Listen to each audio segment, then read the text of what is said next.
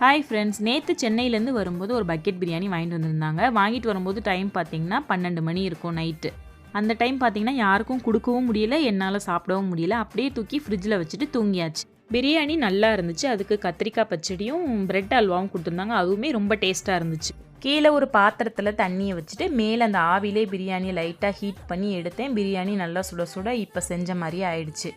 இந்த பிரியாணியை 2 பேருக்கு கொடுக்கலாம் அப்படின்னு நினச்சிட்டு இருந்தேன். அப்போ தான் மெய்ட் அக்கா வந்தாங்க. சரி அவங்களுக்கே கொடுப்போம் அப்படின்னு சொல்லிட்டு, அக்கா உங்களுக்கு பிரியாணி வேணுமா அப்படின்னு சொல்லி கேட்டேன். அவங்களுக்கு ஹிந்தி மட்டும்தான் தெரியும், தமிழும் தெரியாது, இங்கிலீஷ் தெரியாது. எனக்கு சுத்தமாக ஹிந்தி தெரியாது. நாங்கள் 2 பேரும் சைகையிலே பேசி அப்படியே சிரிச்சிட்டே இருந்தோம். பிரியாணி ரெடி ஆகிற வரைக்கும் ரெடி ஆயிடுச்சு. அப்புறம் ஒரு பாக்ஸில் போட்டு கொடுத்துட்டேன்.